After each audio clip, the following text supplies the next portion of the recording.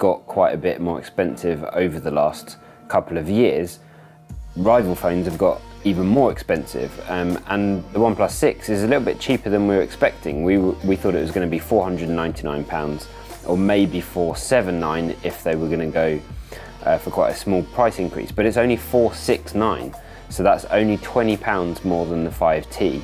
You could have two of these phones instead of an iPhone 10, and when you compare it to rival Android devices like the Galaxy S9 and Huawei P20 Pro, again the OnePlus 6 is so much cheaper.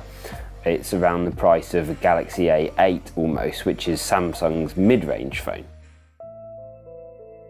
Okay, so let's talk about the design of the OnePlus 6, and as you might notice, it looks pretty similar to the 5T, but there's a few little tweaks and some more major ones. So we're going to start with the major ones, and as you can see, the OnePlus 6 is made of glass, and this is the first time this has happened on a flagship OnePlus, although if you remember the OnePlus X, that did come in both a ceramic and glass. And the OnePlus 6 comes in 3 different finishes. Now, it still comes in midnight black, which is glass, but it actually doesn't look like glass. It has a slightly different texture, and it's not glossy and shiny like this one, which is the mirror black finish.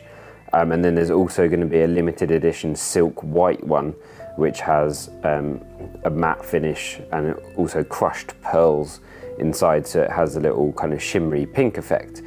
It's not just the one that you prefer that you need to choose, because they each come in the different storage and RAM options. So the mirror black one we have here is the only one that comes in 664, and the midnight black is the only one that comes in 8256. So you've got to take that into account as well. It is water resistant, more so than the 5T, so it can cope better in the rain or if you drop it in a puddle or something like that, but it doesn't have a proper IP rating, so you can't dunk it.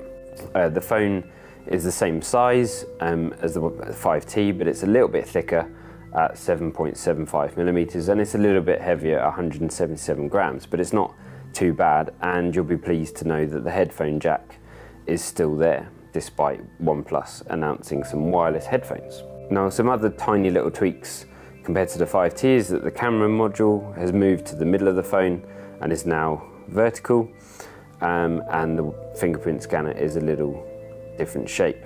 Last but not least is the fact that the alert slider, which you'll all be used to if you've been using OnePlus phones for a while, has moved to the right hand side, so you can use it with your thumb.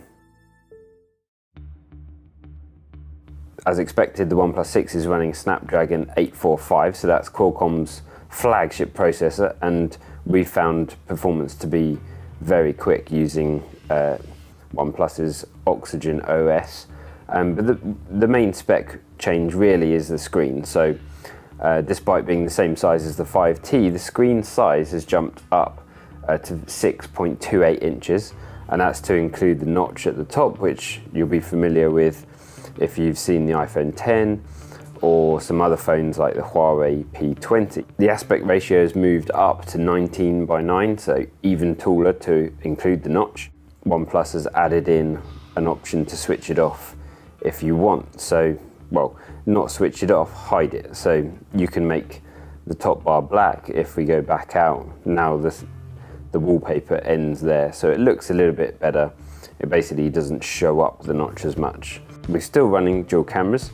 There's still Sony sensors with 16 megapixels and 20 megapixels, but the main 16 megapixel camera now has OIS, optical image stabilization, which was one of the biggest requests from OnePlus's community of fans. Slow motion is all the rage at the moment, with quite a few phones going up to 960 frames per second. Now, the OnePlus doesn't do that, but it does do 480 frames per second at 1080p, and you can film for a full minute, which is a lot longer than other phones.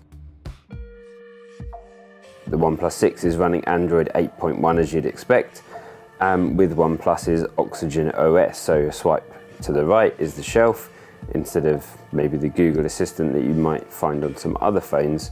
And it's a very stock version of Android, where performance and slickness is paramount to the phone. You can now get rid of the navigation bar that you get on Android, and it's been replaced with some gestures. So now you can swipe up from the bottom to get out of an app to go back home. If I swipe and hold, I'm going to get recent apps, and then I can swipe up from the right hand side of the screen to go back. The good thing again is that you don't have to use these gestures. If you don't want, you can go and switch them off. So now we can put them back, but they're going to disappear when we're going full screen, or we can just leave the nav bar fixed. So it's great to have that choice if you don't like that kind of gesture. So there we have it. The OnePlus 6 might be pretty similar to the 5T because it's only been 6 months, but OnePlus has again made an excellent phone for the price, and you get a lot of features for just £469 if you go for the cheapest model.